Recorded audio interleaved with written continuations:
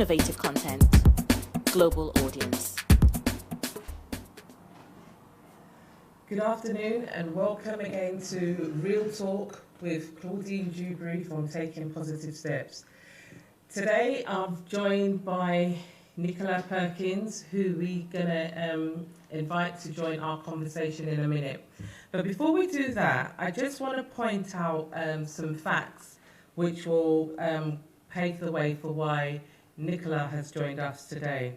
So recently in The Guardian, there was a newspaper article that highlighted that there are 6,685 children between the ages of 4 and 15 who have been excluded from mainstream schools.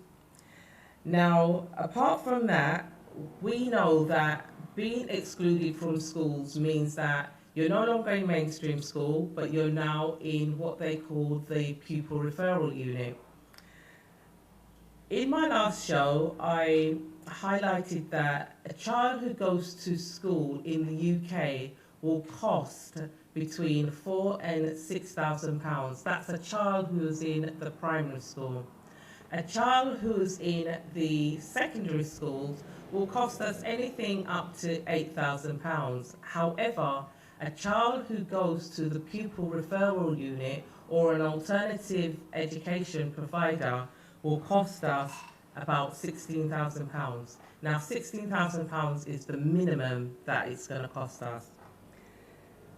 The Guardian's report reported that the cost of each referral unit is costing over £459,000 a year. That's £459,000 just for the children in the pupil referral unit.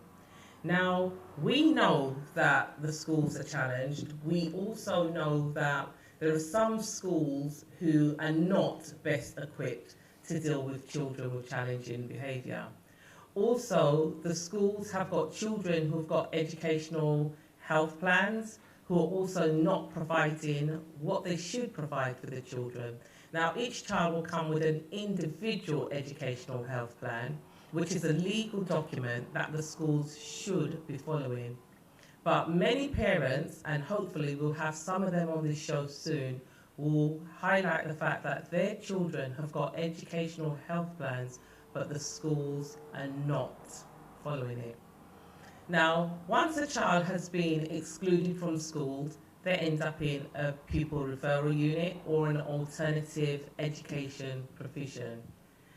This is where a lot of the challenges for parents start. The main schools will say their challenges before they exclude the child from their educational establishment.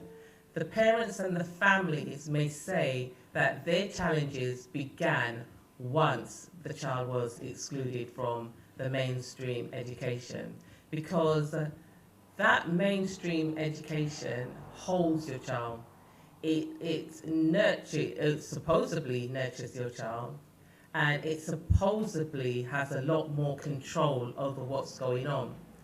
There are a lot more children within that mainstream education service with diverse needs, diverse cultures, but once you get into the pupil referral unit, we're cut down. We're cut down in numbers, and often children think it's the last stop. They don't actually see where they go after that. We're going to discuss that a little bit further on in the show, but for now, I'm going to bring Nicole in, and Nicole is going to take us along her journey of having children excluded from the education system and why. So I'll say, thanks for joining our show, Nicole, and just tell our audience a little bit about who you are, about your journey, your children. Thanks, Claudine. Thanks so much for having me on your show today. My name is Nicola Perkins. I'm mother of 2 teenagers who have been excluded from school. And that journey was a pretty rough ride. I it all started when my daughter's finishes primary school. I decided to separate them because in primary school they had issues with friends. Who was stealing whose friends from who was taking away whose friend. Typical girl behavior. So the thought came to me, and I said, you know what? I'm going to separate you guys. So I gave them the options. Which school would you like to go? I didn't just make that decision for them. Okay. I included them in the decision.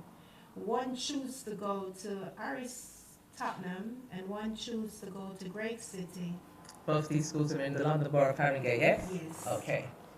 So everything was set. They were all happy. They were all glad to go separate direction in the morning to a secondary school. When they turn 13, that's when everything I see what teenagers in this country are made up of. Okay, now you say teenagers in this country, so I take it that you have had teenagers outside of this country? Yes. Okay. I got 4 older kids back in Jamaica. Okay, lovely. The experience was totally different from here. Okay. Anyway, took them to school, get them settled in school, reaching their 13th birthday, something changed. But before their 13th birthday, one of my daughters become very complacent, not wanted to go back to school. The one in Great City, she didn't want it to go back to school. There was a lot of issues with friends and teachers, and she just didn't want it to go back until I find out that she weren't going to school at all. Okay, so when she was having the issues with the friends and the teachers and the school itself, did you contact the school? What was your communication with the school?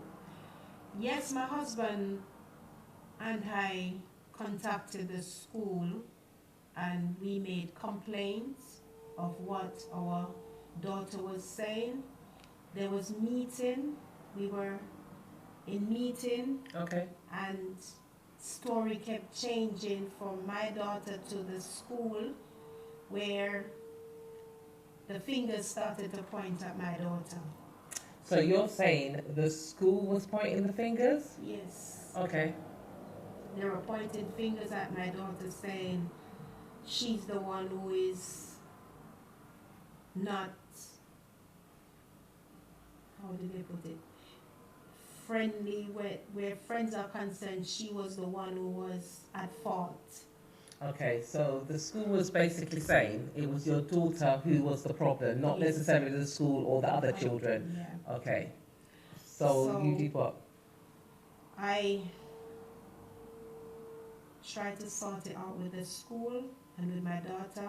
I tried to counsel her, tell her, show her ways of staying away from the friends that she cannot be around for too long.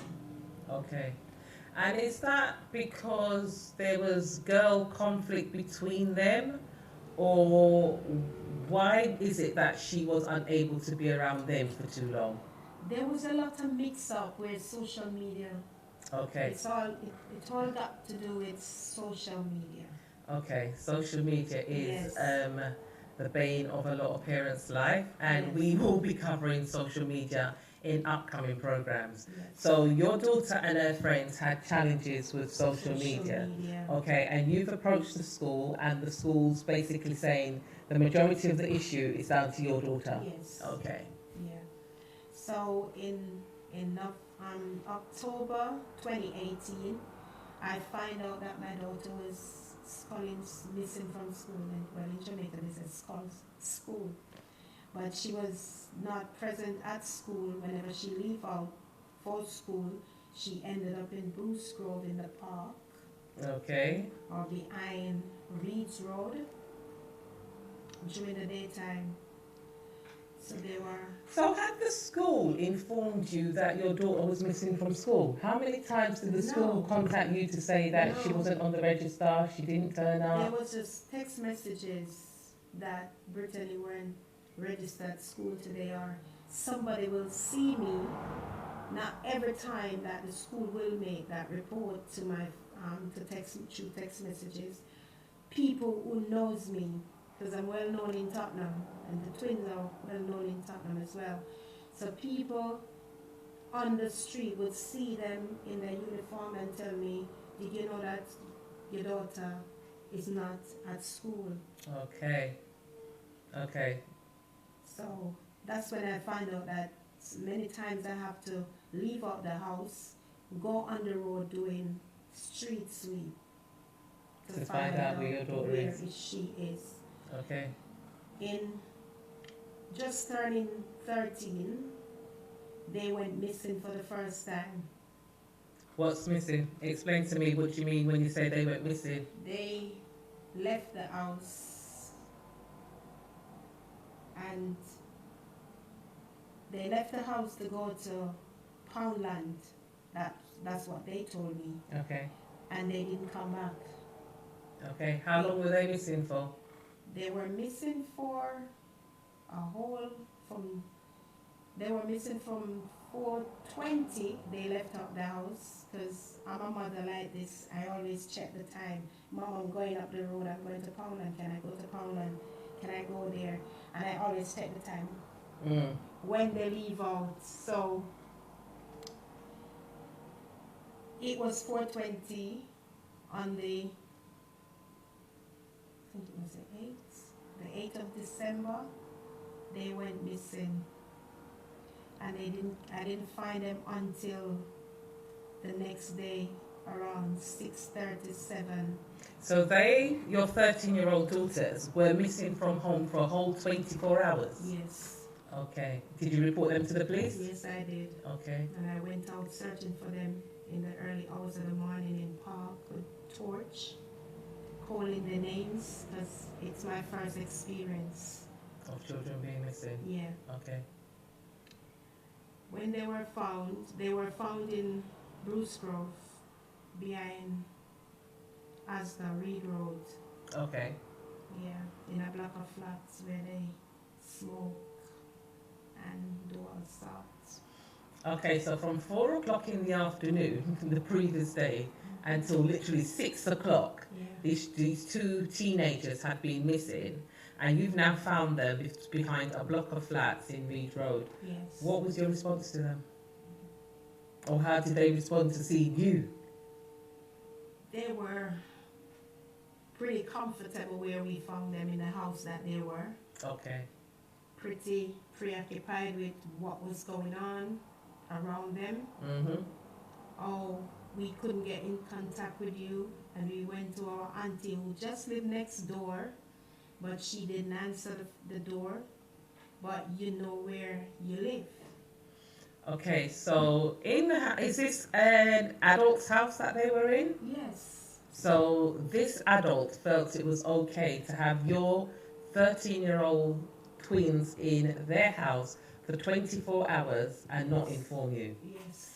Right, so straight away we would say that that wasn't parenting with purpose. That was very irresponsible of that parent, because you were worried out of your mind. Yeah. Okay, so that's your first experience of your girls being missing. Mm-hmm. What happened thereafter? What happened thereafter was the beginning of something scary, disturbing, and everything else that a mother is not looking for. They start to go regularly missing now. In one of the second incident going missing, they were at a woman's house. The woman took them back, but unfortunately this person wanted to see what kind of environment they were coming from, so she can make a decision of keeping my kids. This person is also known to the police, prison for drugs and all that. Okay. So if we look at it from that perspective, it sounds as though very quickly your girls were on a slippery road Yes. to a criminal life. Yes. Okay. Then after that, they went missing again, and this time it was for months. Okay. It So Nearly 2 months they were in this woman's house. I tried to get them back out. Social service got involved, and it was a long road. They went into cell. They were arrested for criminal activities, phone robbery, shoplifting. over what period of time would you say this happened? I know you said it first began in, you said October October 2018. Okay, and by the time they were arrested and into criminal activities, where are we? We are now, social service just stepped in, and the child protection team just stepped in, Yeah. and when they stepped in, they realized that the house that they were in was a gray area. Okay, so that's a house that is very known to police, Yes. which is known to social services, Yes. which has lots of criminal activities happening. Yes. Okay, so this took about what, 3 months Yes. till your daughters were totally drawn in. Yes. Okay, would you say that your daughters were encouraged in their behaviour by their own peer group, or would you say that there was adult involvement? There were their peer group and adults behind the scene who was involved in this, because 2 abduction notice was served at 2 different addresses. Okay, and those involved your daughters? Yes. Okay, so now we've got social services involved. Tell me about your experience with social services.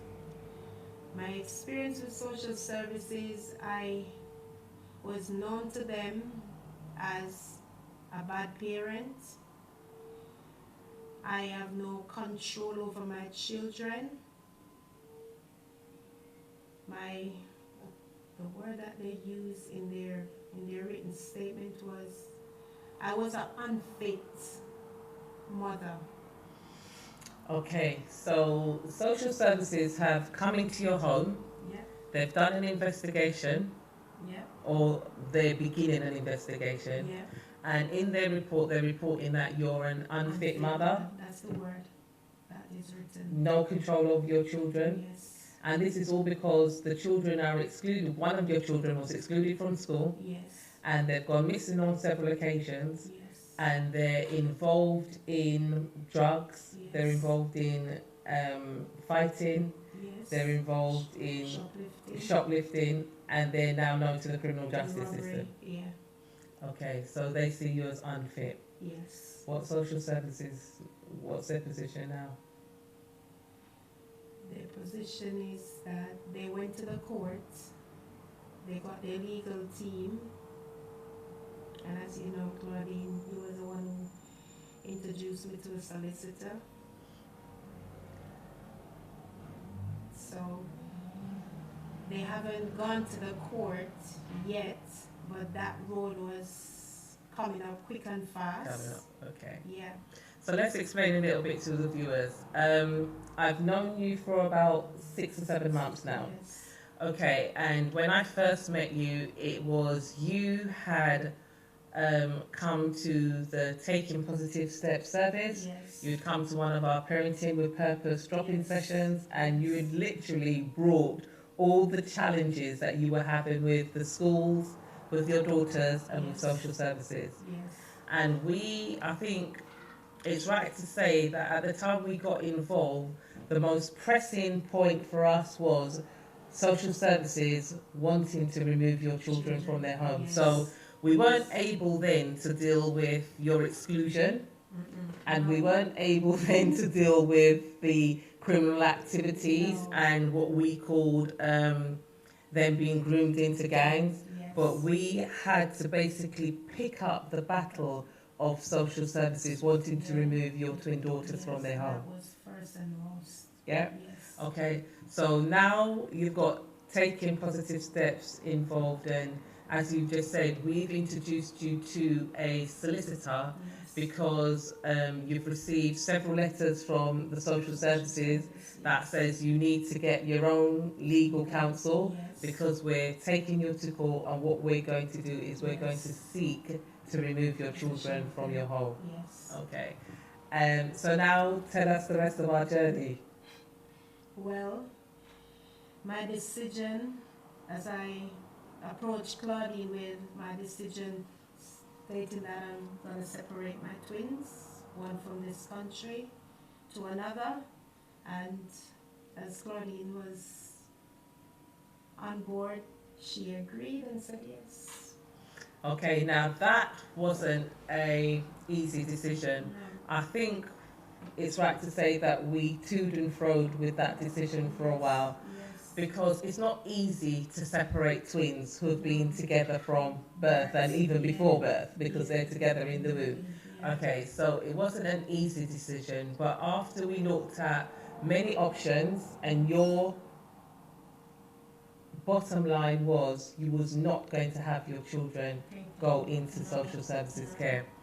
Now, as somebody who has worked with social services for many years, I know that social services is overstretched. Social workers are overstretched. They're picking up cases every day. They are doing child protection. We've got child abuse. We've now got the new one, which is really running social services ragged, is the county lines and the amount of children that's been initiated into the gangs and into the county lines. And I think social services were concerned because your girls were literally being initiated into the gangs. Yes. They were on the county lines. They were picked up at county line.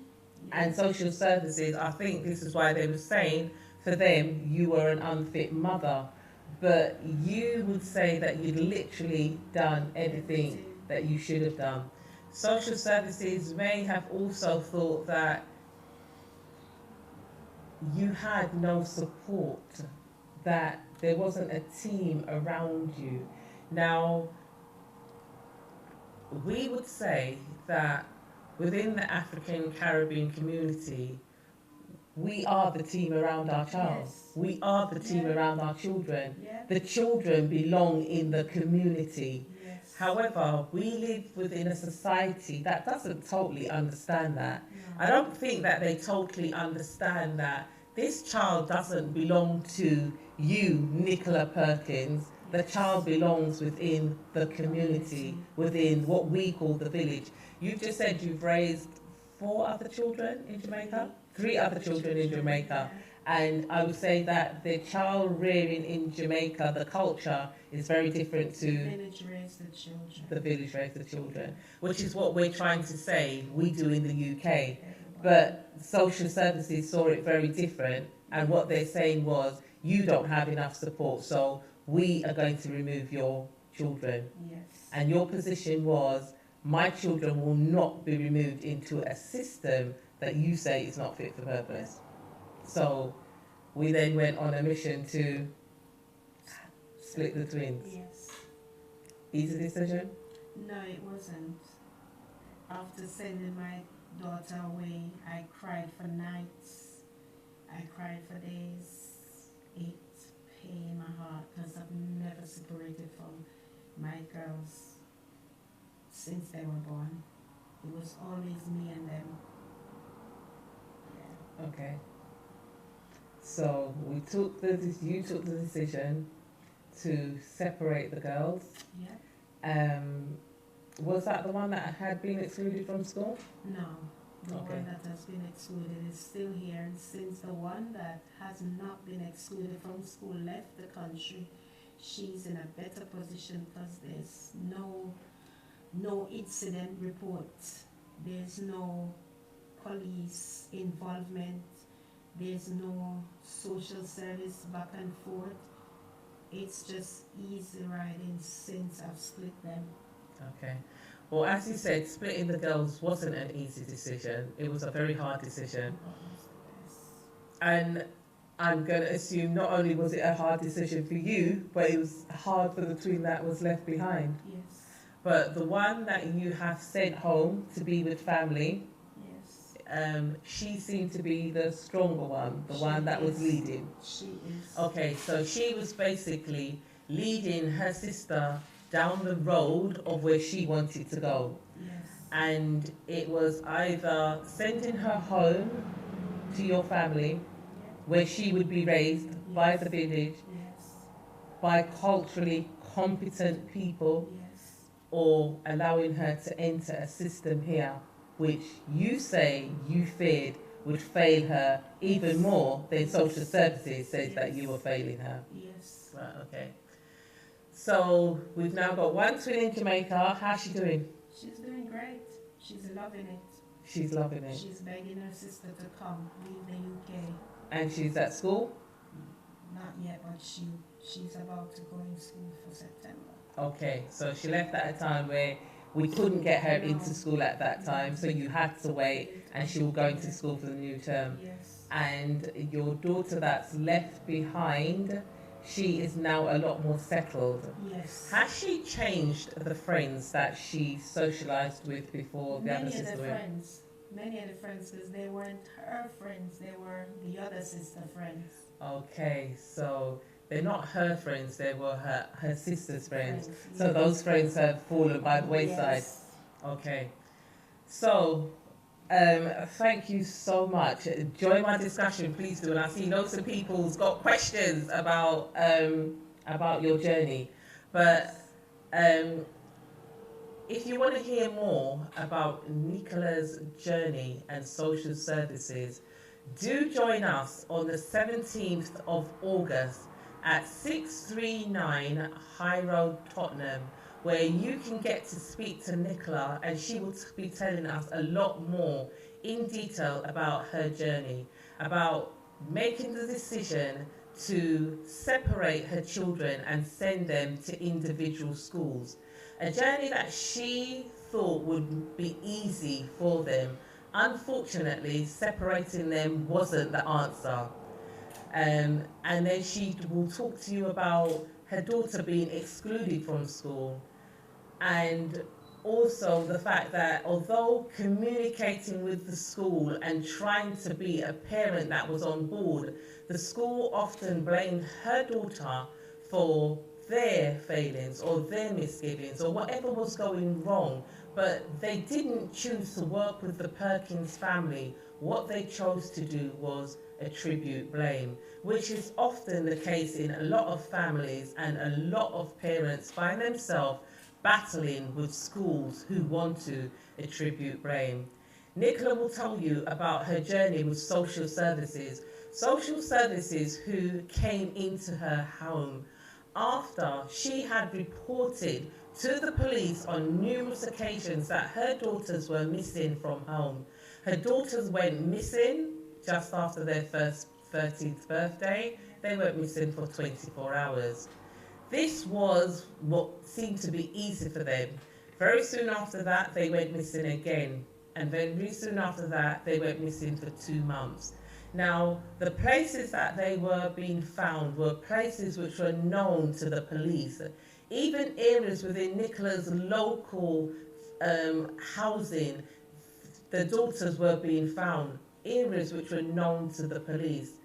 She took responsibility. She said to the police, they've gone, I know where they are, but I can't get them back. But did this stop social services calling her a bad parent? No. Did it stop social services saying that she wasn't fit for purpose? No. Did it stop social services wanting to go to court to remove her children from the home? No, it didn't.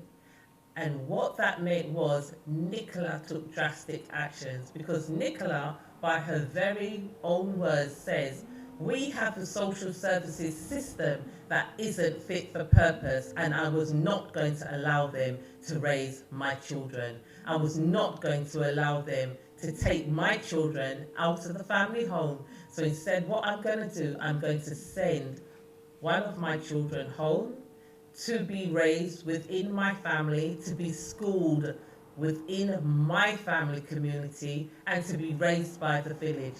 And my other daughter, I'm going to keep her here with us. And I'm going to try and raise her by myself within the system and the community that I live in. You heard Nicola say she thinks that that's been successful. Why is that being successful? Because the friends that were the sister's friends are no longer knocking the door. They're no longer calling her daughter out. The daughter is no longer going missing.